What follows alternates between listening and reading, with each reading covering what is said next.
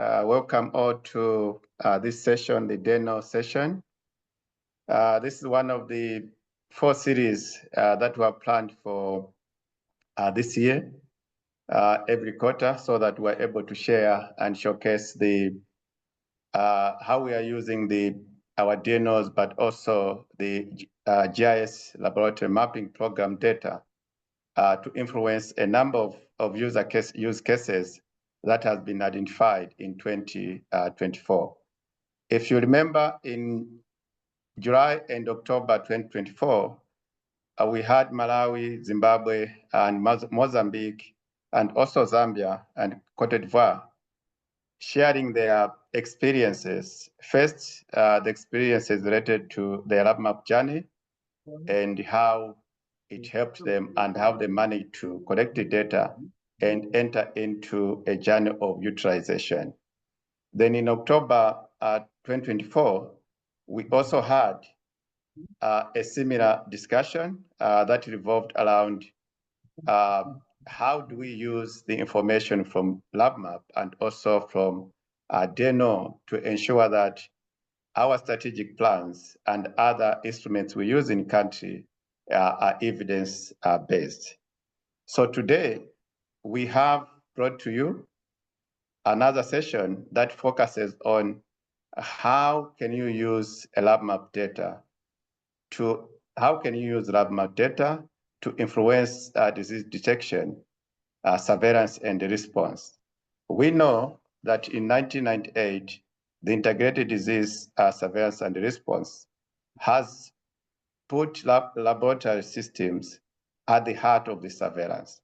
So today, you are going to hear from Zambia, the Minister of Health, but also from Burundi, the Minister of Health, on how they have tried, have reviewed the LabMaP data and then existing mapping to influence and capacitate the labs so that they are able to have a robust disease surveillance and also a response toward that by working with multiple sector teams and make sure that anytime there's an outbreak, their lab is able to play the role that was envisaged in 1998. Today we have Mr.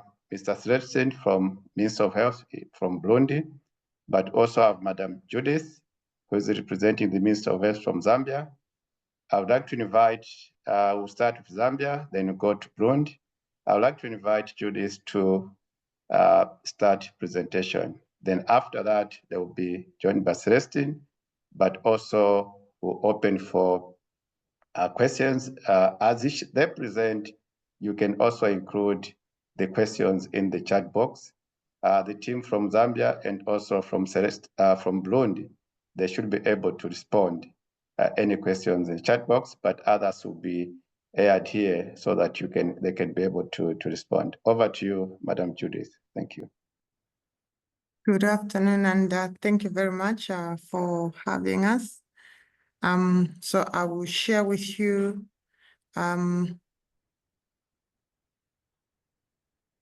our journey as a Minister of Health Zambia concerning the LabCoP, the lab DNO that we did.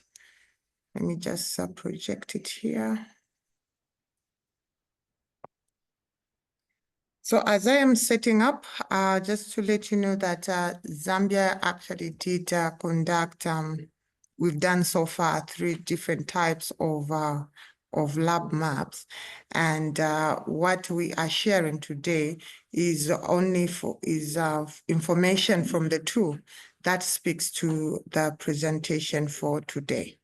So the Zambia's experience is on the drug-resistant TB surveillance. So I will just share with you how we have, how the LabMaP data that we got did actually help us make certain decisions in response to the surveillance for DRTB.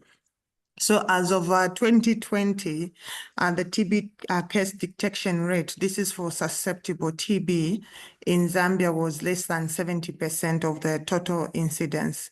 So this suggests that a large population remained untested. So with this large population remaining untested, it means that there are gaps in the surveillance based on this same data. And there was need for us to then improve the case detection rate. And this required that we expand the coverage of the rapid diagnostics tests.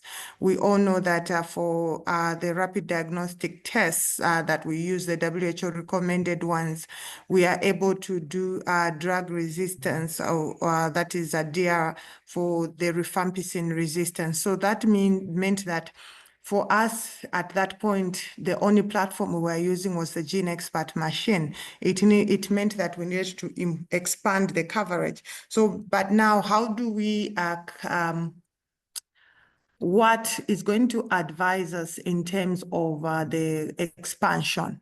So now just to renew, to refresh your minds, on what the guidelines for surveillance actually say.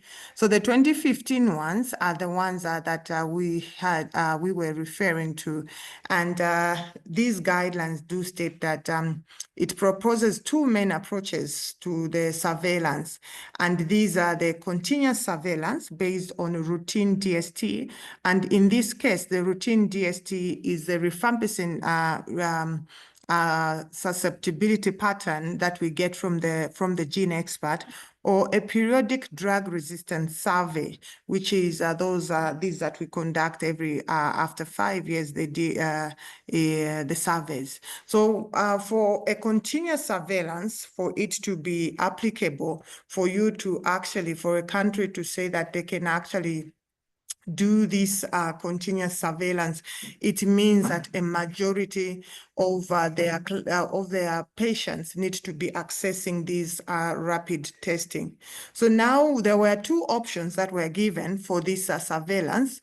Option one, which is what Zambia selected, was the one which states that DST for all TB patients. So in this DST for all TB patients, you have to perform a DST for all the bacteriologically confirmed TB patients, meaning that when we have all the MTB detected, whether it has RIF or no RIF resistance detected, they have actually a DST result.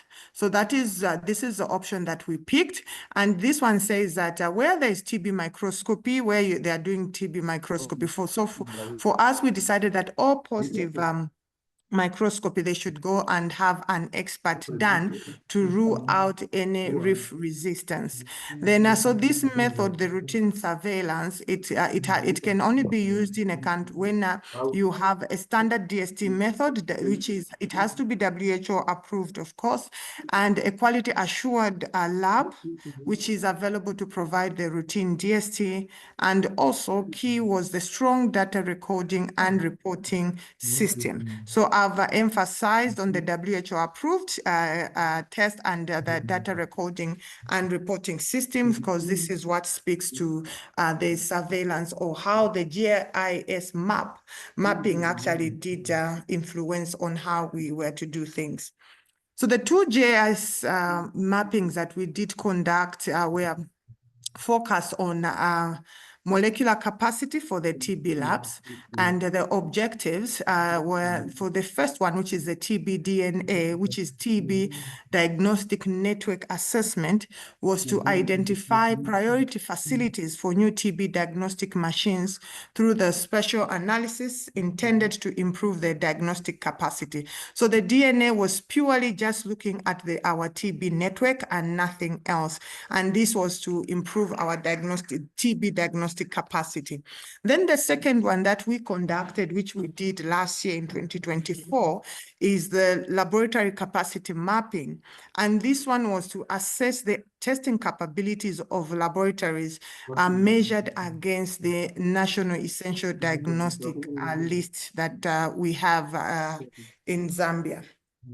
So from here, I will now share with you for each of them to show how it influenced our decisions, how it made decision making easy for us.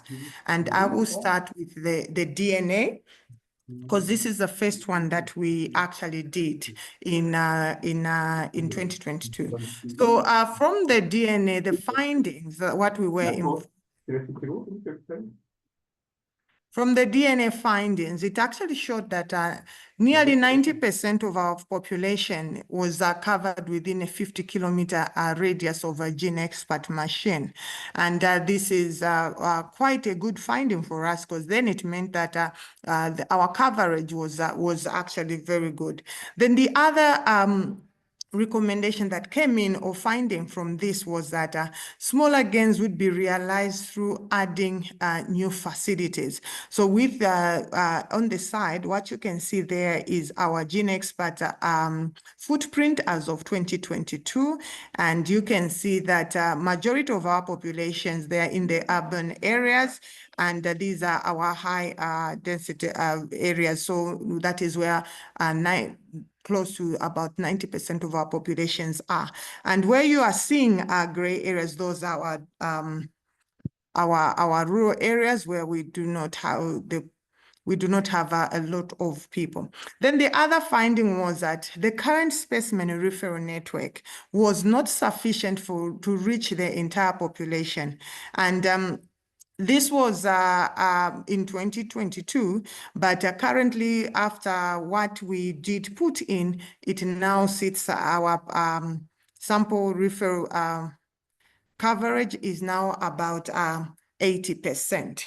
So now that we had this, we had this option that told us to say, if we place new platforms, the gains won't be enough. There won't be a lot. It will be smaller gains. So the base or the main thing that we wanted to then actually work on was the specimen referral network. So what did we do then in response to these recommendations from the TB-DNA?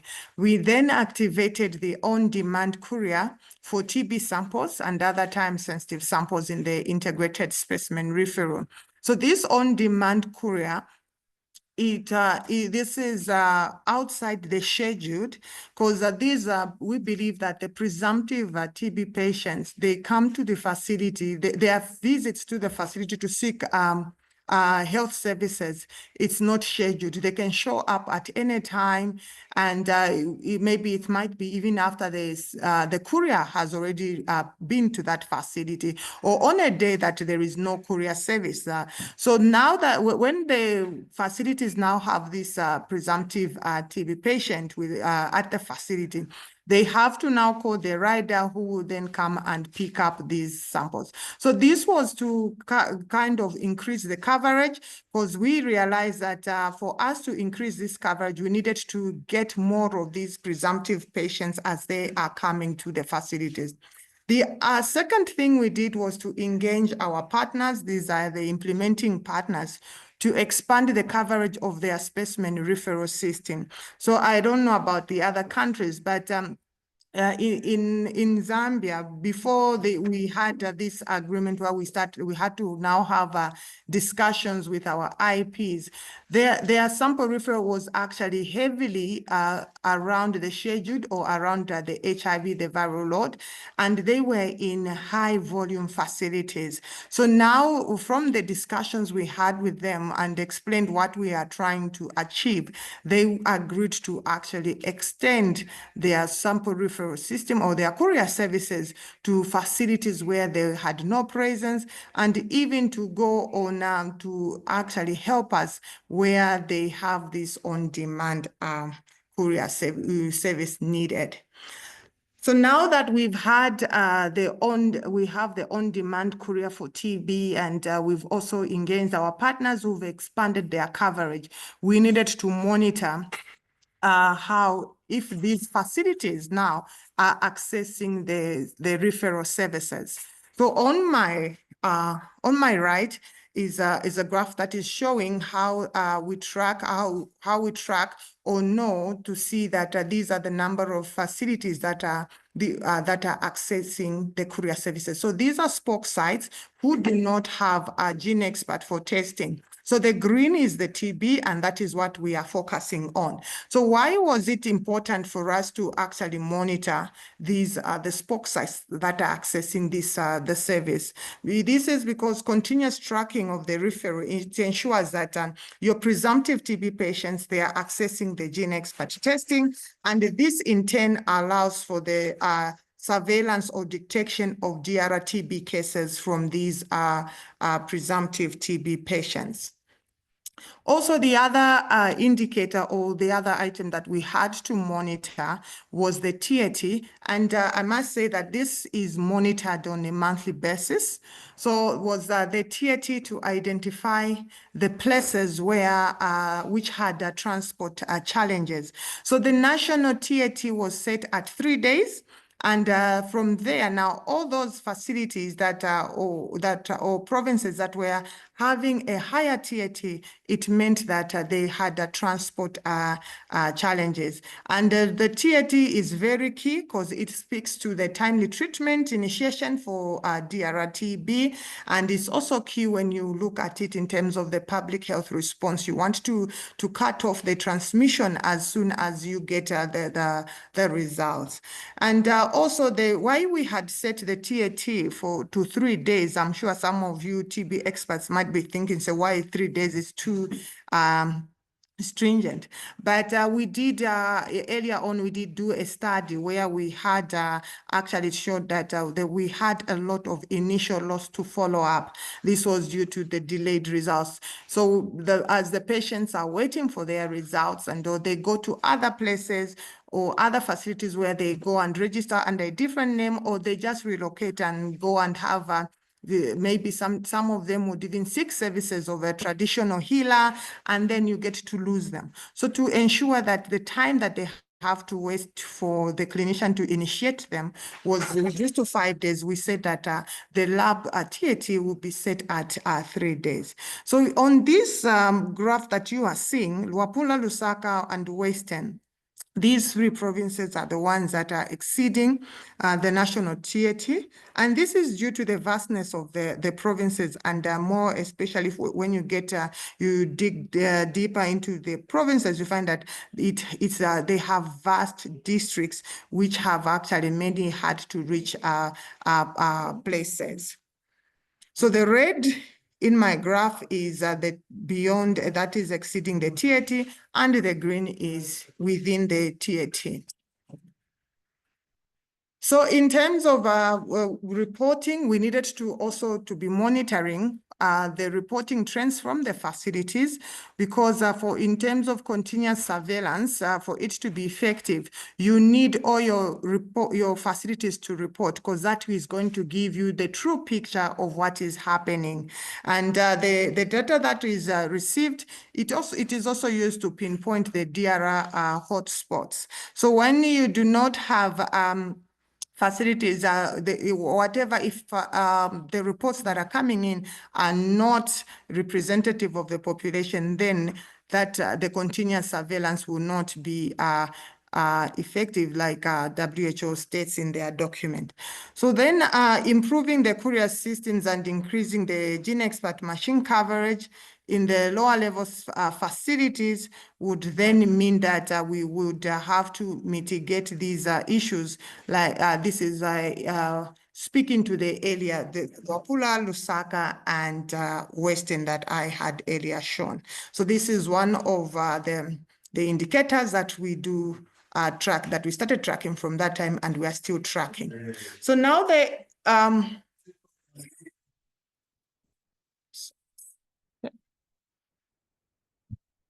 so when we come to the impact of this,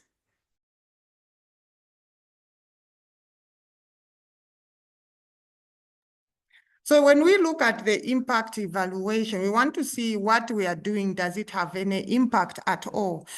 By following those recommendations, are we seeing any difference? So what we have seen so far is that the TB case detection rate using the GeneXpert, it has actually increased from the 70% in 2020 to 93% in 2023. And you'll be able to find this information in the global report. And also what we also continued seeing is a continued drop in the rifampicin resistance, even after increasing access to drug susceptibility testing using expert in line with the drug, which is this finding is in line with our drug-resistant TB survey of 2019, which showed us that our DRTB incidence is going down. Then also the improvements in the specimen referral system, they are being seen by the increased number of samples that are reaching both the expert and the culture sites. So this is to show that actually when you the implementation of those recommendations did yield us some fruit. So now I will take you through what the 2024 mapping that we did. And the mapping that we did in 2024, this was not based on the TB sites or diagnostic facilities only. So this mapping was for all the facilities that we have in the country. So now when we did this mapping, it did show us that we have a huge equipment capacity gap. That is that 64% of our health center facilities, these ones, they did not have a GeneXpert or molecular rapid tests. And you can see from my map there that still the concentration is mainly in our urban areas or our high density areas. The low population density areas, we still do not have adequate GeneXpert capacity. So now also now when we compared it with our NEDL, it did show that because our NEDL states that the GeneXpert testing services or molecular testing for TB, it should start at a health center level. So these our findings and what is in our NEDL was not actually corresponding. So now with what this 64 that the mapping showed us. So the two sites that I've shown up there on top of the map and down here, that is Luapula and Western provinces. So these are, remember, these are the two provinces which are having that long TAT that I showed you earlier.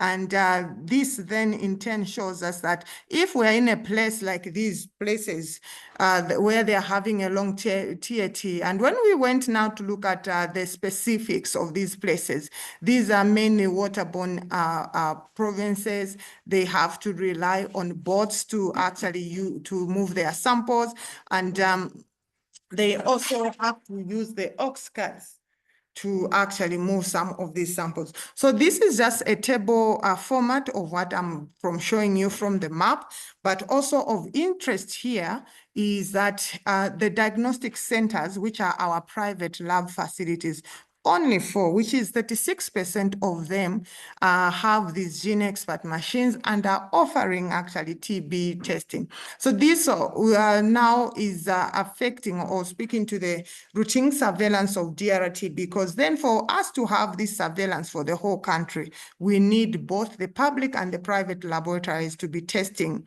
using these molecular tools. Then also, if you look at our health center, what I was showing you from the maps, the main concern here is that the first point of contact for a presumptive TB patient is actually at the health center. And most of these are in the rural areas.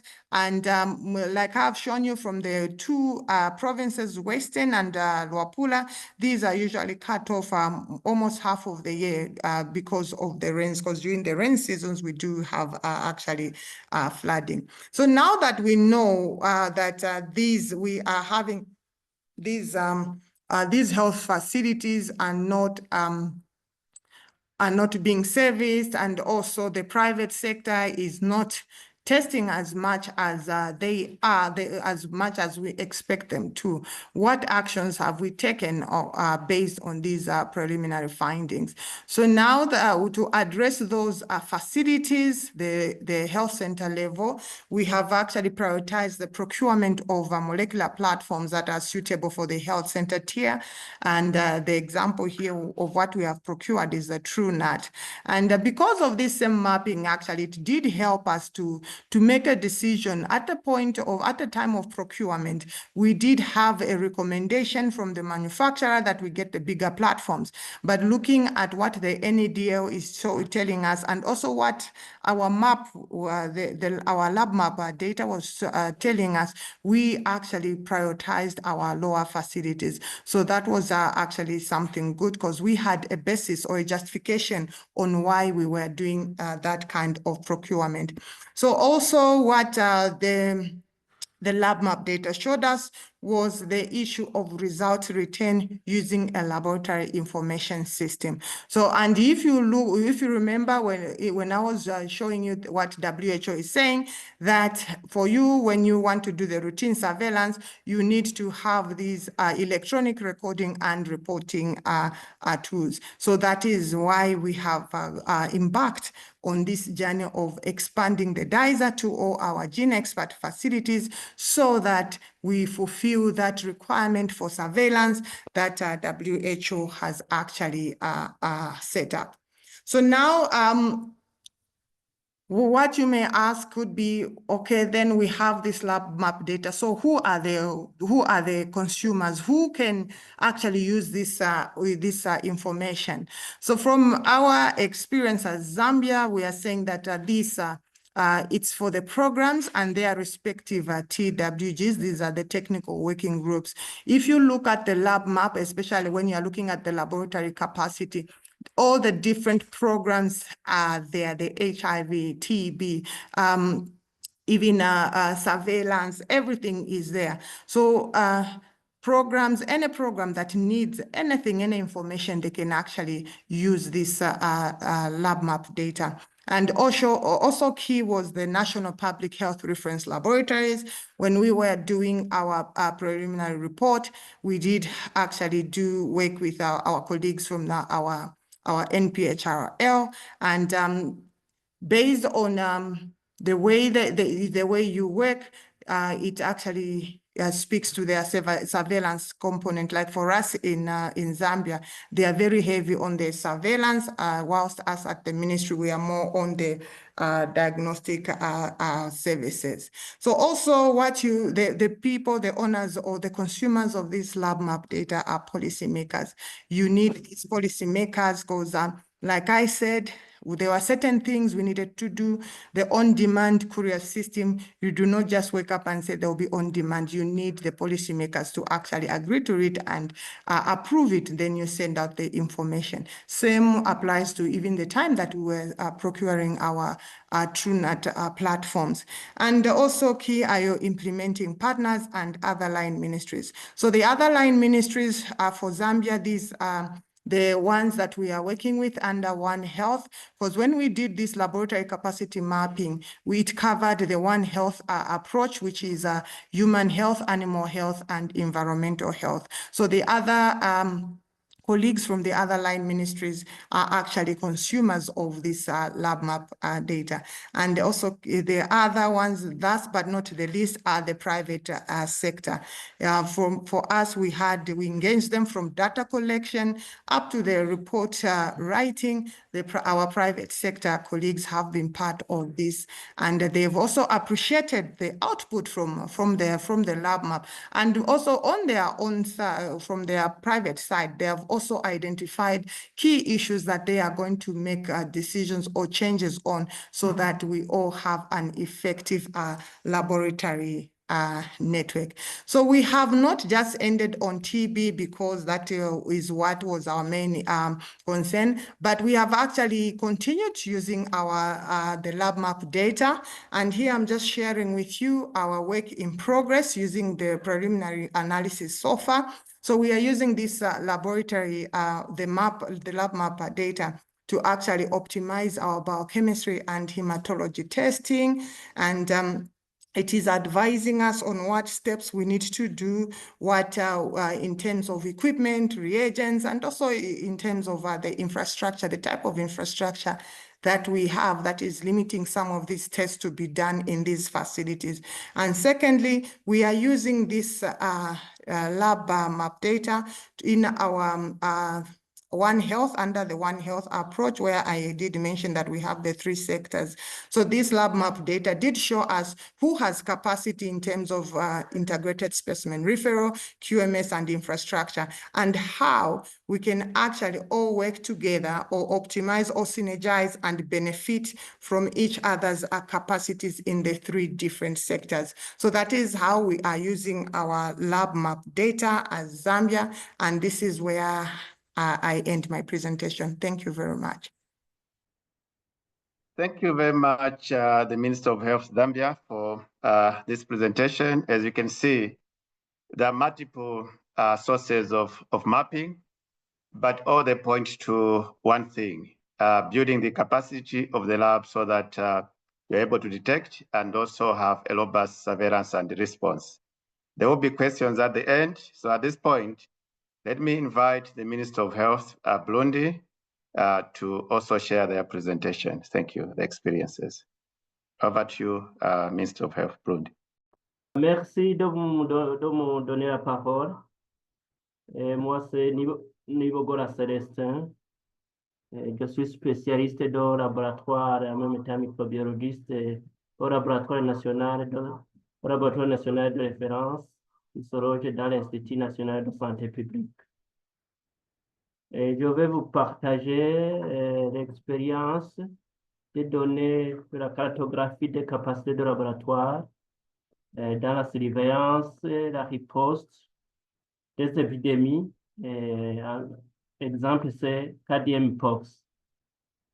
Tout d'abord, je vous présente notre situation géographique à ceux qui connaissent pas le Burundi. Et le Burundi, c'est un pays d'Afrique de l'Est. Quelquefois, on le met en Afrique centrale à cause de notre géographie. Il y a une superficie de 27 834 km². C'est un pays enclavé avec une densité de 529 habitants par km². Et la population est estimée l'année passée à 13 millions, à peu près 14 millions. Donc, quelle est la vue d'ensemble de l'organisation du réseau de soins au Burundi? Donc, le système de soins au Burundi est divisé en forme pyramidale avec 4 niveaux, que ce soit le niveau central, intermédiaire, périphérique et communautaire. Le système de laboratoire aussi est subdivisé en 4 niveaux, périphériques, districts, régionaux et nationaux.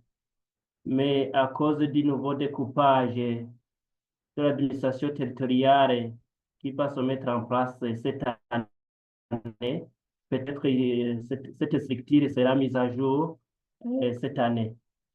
Mais aussi, nous avons un problème des laboratoires privés dont leur structure n'est pas définie.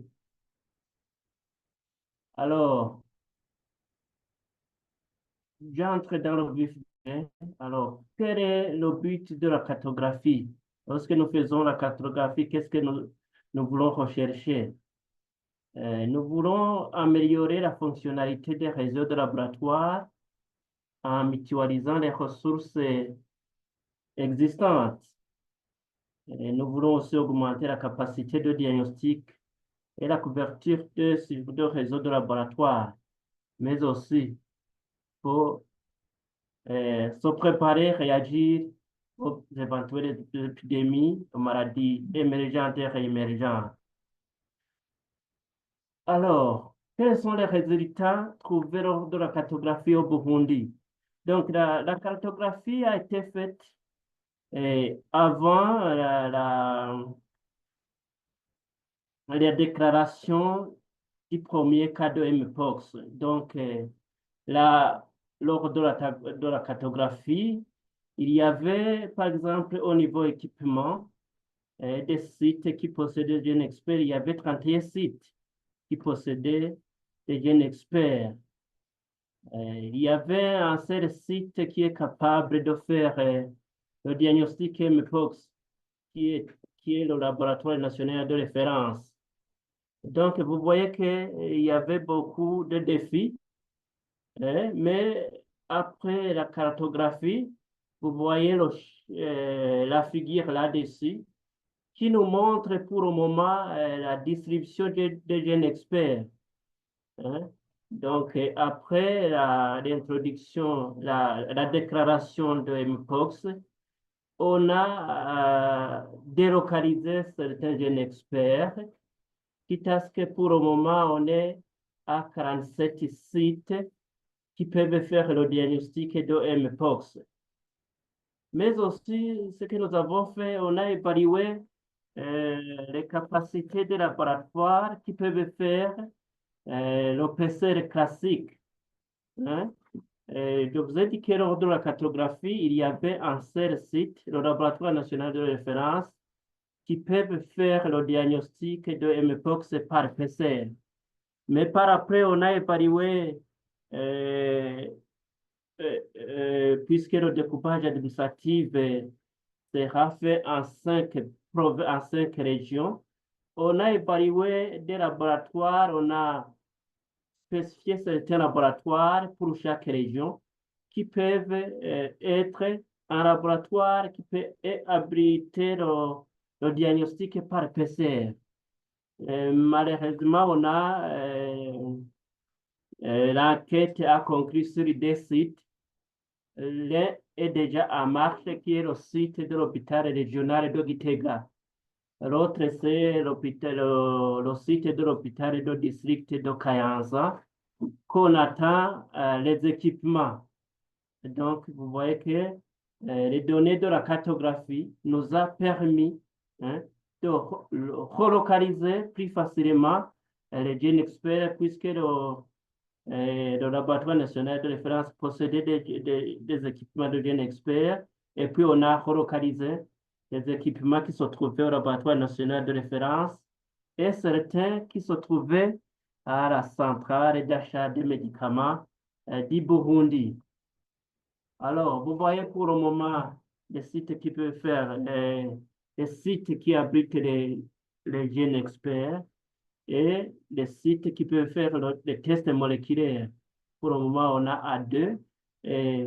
Donc, je vous ai présenté qu'on est à 47 sites. Ici, vous voyez 53. C'est parce qu'il y a des sites qui sont sous convention, qui n'ont pas encore intégré le protocole de diagnostic de Mpox. Sinon, nous sommes à 53 sites, des sites qui peuvent avoir hébergé, qui ont des équipements jeunes experts. Alors, la cartographie aussi nous a permis de déterminer les mécanismes de transport, c'est-à-dire mécanismes de transport des échantillons. Hein. Au Burundi, nous avons vraiment un problème pour le transfert des échantillons. Nous avons des partenaires qui nous aident dans le transport mutualisé des échantillons pour le VIH, tuberculose et malaria. Mais on n'a pas encore intégré le Mpox ainsi que d'autres. Donc, cette cartographie, nous sommes en train d'intégrer aussi le transport des échantillons Mpox.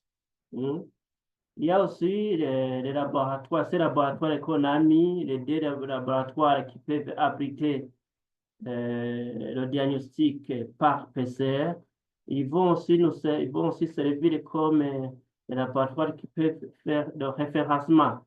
Parce que vous savez que le diagnostic par un expert d'MPOX, il identifie le MPOX clade 2, alors qu'au Burundi, ça se requiert le MPOX clade 1, donc clade 1. Donc, ça c'est aussi un défi parce que les résultats qui donnent un expert MPOX positif doivent être confirmés par ces deux laboratoires pour identifier que c'est réellement MPOX, hein, c'est-à-dire pour voir quelle est la souche qui circule dans notre pays. Donc, vous voyez aussi que cette cartographie nous aide à bien vraiment référencer les échantillons, mais aussi à cause pour le moment, nous avons des distances entre les sites. Donc, il est très difficile de référer l'échantillon soit au laboratoire national de référence, soit au laboratoire régional de l'hôpital de Gitega. Au niveau de biosécurité, là aussi, nous avons un défi dans la cartographie. On a trouvé que c'est le laboratoire national de référence à un niveau de biosécurité et niveau 3. Hein? Et lors de la cartographie, aucun PCM n'était certifié. Donc, nous avons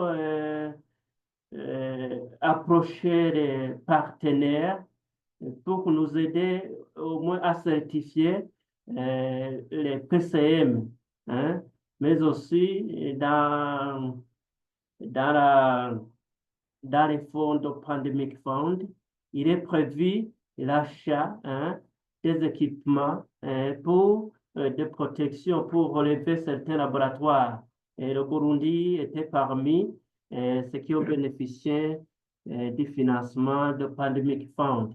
Donc, il est prévu d'acheter certains matériels de biosécurité. Dans le système d'information de laboratoire de connectivité, la cartographie des capacités a montré des lacunes, hein, puisque aucun équipement n'était lié au système d'information de laboratoire, hein, sauf certains équipements du laboratoire national de référence. Hein.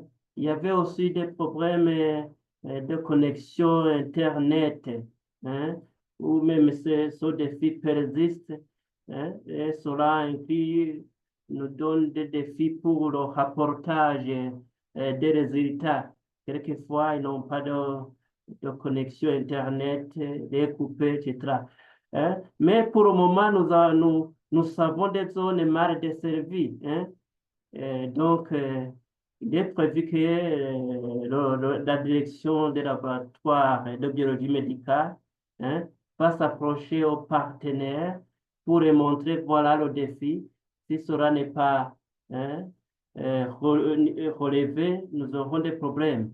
Aussi, dans le fond de Pandemic Fund, il est prévu une interopérabilité de certains systèmes parce que chaque site au moment où Burundi, nous utilisons le système DHS2.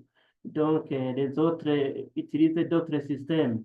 Donc, il est prévu une interopérabilité de ces systèmes hein, pour faciliter le système de rapportage et de communication des données. Là aussi, dans la communication de résultats, ce que je vous ai dit, nous avons des défis. Nous avons des défis à relever parce que il y a des données de surveillance au niveau national, c'est-à-dire au niveau du centre des opérations d'urgence et de santé publique.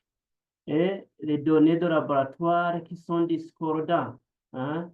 Cela est dû que le système de surveillance au Burundi, c'est-à-dire il y a au niveau central, les équipes d'intervention d'urgence au niveau central, au niveau des provinces et au niveau des districts. Alors, il y a certains hôpitaux nationaux hein, dont leurs équipes d'urgence ne sont pas fonctionnelles. C'est-à-dire quoi? Si le patient vient en consultation, le clinicien reçoit le patient, il peut prescrire test mpox. Donc, immédiatement, il se dirige au laboratoire sans passer dans le système des urgences, hein, sans passer sur ces équipes de surveillance au niveau de chaque site. C'est pour cela que nous avons des résultats hein, qui sont discordants. Nous, au laboratoire, nous avons un système chaque jour où nous récoltons tous les données, mais ces données, on souhaite à ce que le Centre national le Centre des opérations d'urgence en santé publique qui assure la surveillance au niveau national n'ont pas ces données. Hein.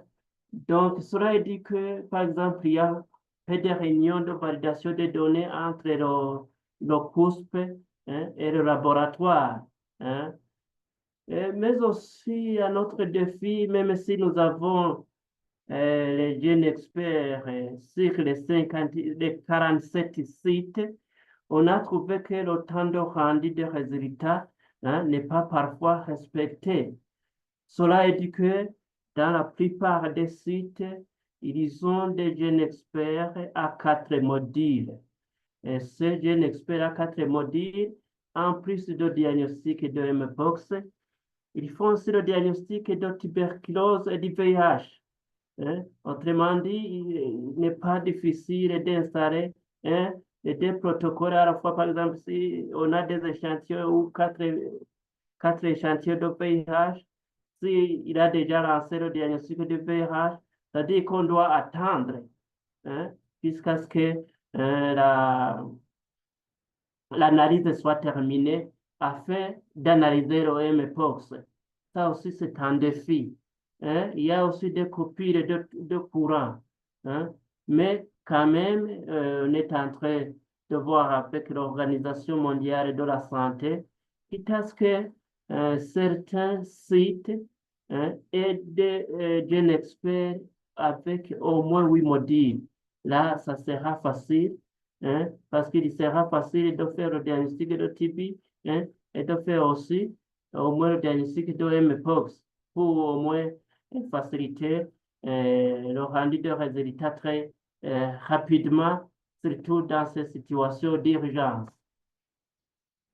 Alors, il y a la gestion des tests. Là aussi, la cartographie nous a permis hein, d'optimiser le flux de travail entre les laboratoires. Hein. Cela nous a permis hein, d'éviter les goulets d'étranglement en cas d'augmentation des cas.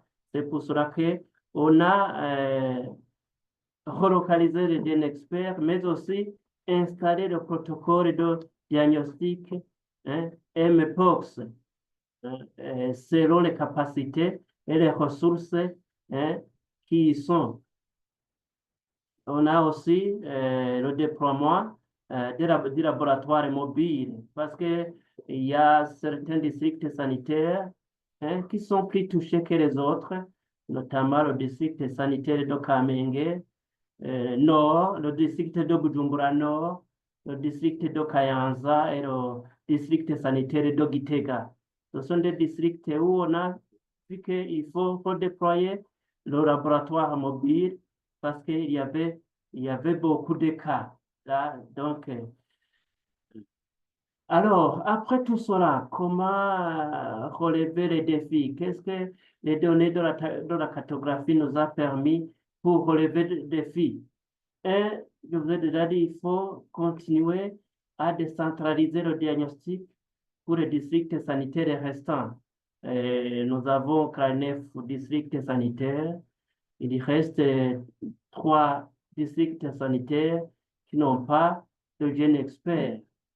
Il y a aussi, à cause de ces défis, de temps de résultat qui est plus long, il faut doter de jeunes experts de 8 modules au moins. Hein.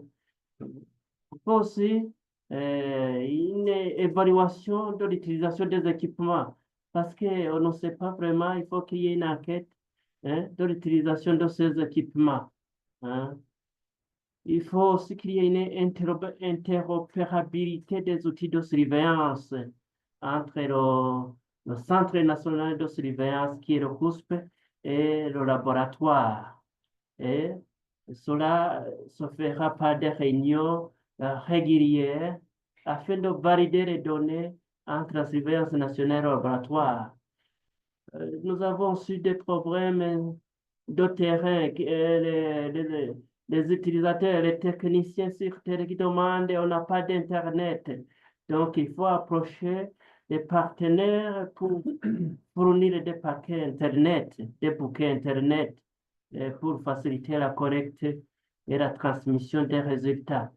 Là, il y a un autre défi, hein, la collecte et la destruction des cartouches usagées. Là, c'est un autre défi.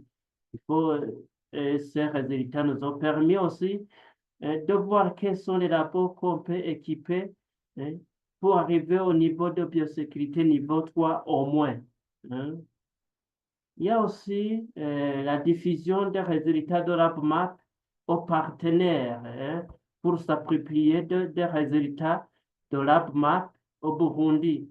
Hein. Ça, c'est un travail que le laboratoire, que la direction du laboratoire de biologie médicale est en train de mener avec les partenaires pour dire voilà les résultats que nous avons, que la cartographie nous a donnés, voilà nos défis et nous aider à relever ce défi. Et un autre défi, il y a aussi l'implication de la direction des laboratoires, c'est-à-dire dans les activités de surveillance, parce que quelquefois, la surveillance est surtout faite entre le Centre national de surveillance, c'est-à-dire le CUSP, et le laboratoire national de référence. Hein. Il faut impliquer aussi la direction du laboratoire de biologie médicale dans les activités de surveillance et riposte aux maladies et aux autres urgences sanitaires. Alors, quelles sont les perspectives d'avenir? Hein? Donc, vu que la cartographie s'est surtout faite dans le secteur de santé humaine, nous aimerions étendre la cartographie dans les autres secteurs, surtout en santé animale et environnementale, c'est-à-dire dans le cadre de l'approche initiale santé.